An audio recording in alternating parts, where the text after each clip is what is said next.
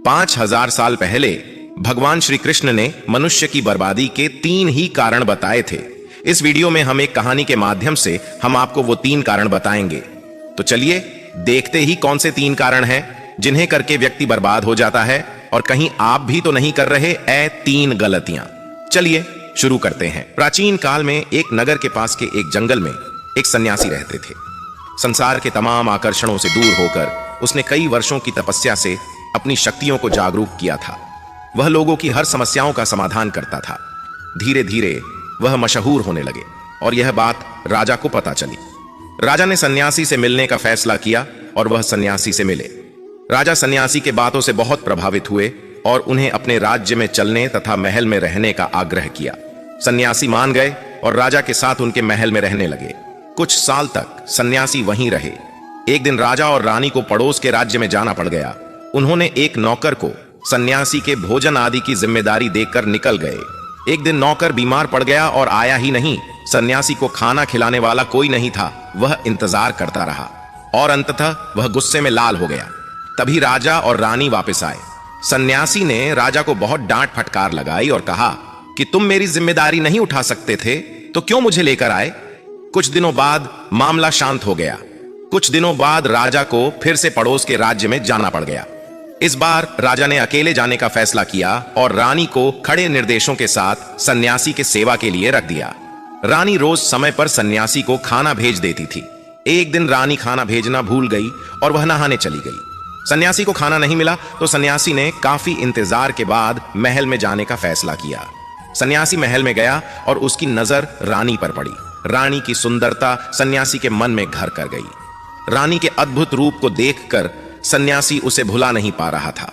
उसने खाना पीना छोड़ दिया और कुछ दिन तक ऐसे ही पड़ा रहा। कुछ दिनों बाद राजा वापस लौटे और सन्यासी से मिलने गए। राजा ने कहा, क्या बात है, आप बहुत कमजोर हो गए हैं, क्या मुझसे और कोई भूल हो गई है।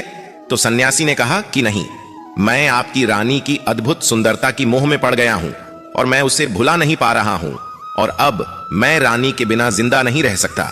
राजा ने कहा, यही बात है ना, मेरे साथ महल में चलिए, मैं आपको रानी को दे दूंगा। राजा सन्यासी को लेकर महल में गए। राजा ने रानी से कहा कि सन्यासी आपकी सुंदरता के दीवाने हो चुके हैं और बहुत कमजोर पड़ चुके हैं, और मैं किसी ज्ञानी व्यक्ति की हत्या का पाप अपने सर नहीं लेना चाहता। क्या आप सन्यासी की मदद करना चाहेंगी। रानी ने कहा, मैं समझ गई क्या करना है, और राजा ने रानी को सन्यासी को सौंप दिया। सन्यासी रानी को लेकर अपनी कुटिया में जाने लगे। रानी ने कहा कि हमें रहने के लिए एक घर चाहिए। सन्यासी ने राजा से कहा कि हमें रहने के लिए एक घर चाहिए। राजा ने उनके लिए तुरंत एक घर उपलब्ध करवाया। सन्यासी रानी को लेकर घर गया। रानी ने कहा, यह घर तो बहुत गंदा है, इसे साफ करवाइए। सन्यासी राजा से कह के घर को साफ करवाया। राजा के हुक्म से घर को साफ करवा दिया गया। फिर नहा धोकर रानी बिस्तर पर बैठ गई और सन्यासी भी रानी के पास आ गया। रानी ने कहा, क्या आप जानते नहीं कि आप कौन थे और आज आप क्या बन गए हैं।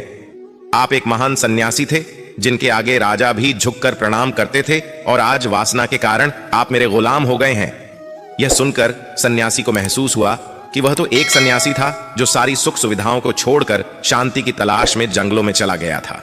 फिर सन्यासी ने राजा को बुलाया और रानी को उनको सौंप दिया और कहा, ये राजन, आज मैं आपको मनुष्य के बर्बादी के जो 3 कारण बताऊंगा, जिनको यदि व्यक्ति ना करे तो वह सबसे सुखी रहेगा और व्यक्ति बर्बाद नहीं होगा। पहली आदत है इच्छा, क्योंकि इच्छा ही दुनिया की हर एक व्यक्ति के अंदर सबसे पहला अवगुण होता है, और जो व्यक्ति अपनी इच्छाओं को नियंत्रण में नहीं रख पाता है वह जीवन के किसी भी क्षेत्र में सफल नहीं हो पाता है, क्योंकि जैसे ही उसकी एक इच्छा पूरी होती है वह दूसरी की ओर बढ़ने लगता है, और दूसरी पूरी होती है तो तीसरी इच्छा उसके मन में जागृत हो जाती है, और फिर ऐसे करते करते इच्छाओं पर नियंत्रण ना होने के कारण इसी जाल में उलझा रहता है और दुख ही सकता है।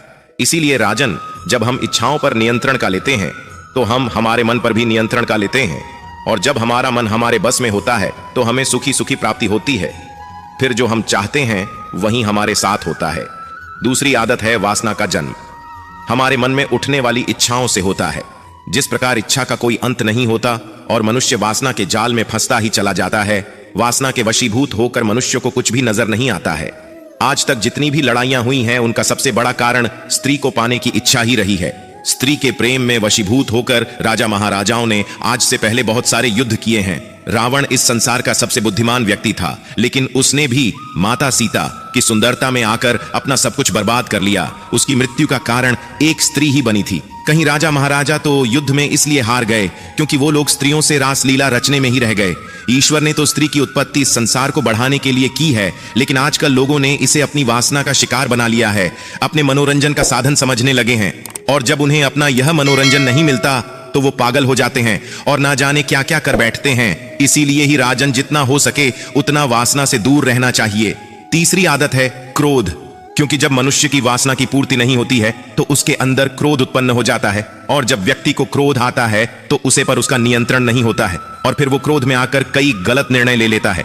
वो दूसरों को भला बुरा कह देता है, गालियां देता है, और जब उनका क्रोध शांत होता है तो उन्हें अपनी गलती का एहसास हो जाता है, लेकिन तब तक तो सब कुछ बर्बाद हो चुका होता है। क्रोध के कारण मनुष्य के कई बने बनाए काम भी बिगड़ जाते हैं। जब मनुष्य के भीतर क्रोध उत्पन्न होता है तो वो अंदर से बहुत कमजोर हो जाता है, और एक कमजोर मनुष्य कुछ भी नहीं कर सकता है, उसे कभी भी सफलता हासिल नहीं हो सकती। क्रोध हमारे भीतर तनाव को उत्पन्न करता है, और अगर एक बार हम तनाव में चले गए तो हमारा पूरा जीवन बर्बाद हो जाता है। वीडियो से कुछ जीवन में सीख पाए हो तो कमेंट जय श्री कृष्णा अवश्य लिखे, वीडियो को लाइक और शेयर कर दे, साथ में हमारे चैनल को सब्सक्राइब कर ले। धन्यवाद वीडियो देखने के लिए। धन्यवाद। जय श्री राधे कृष्णा।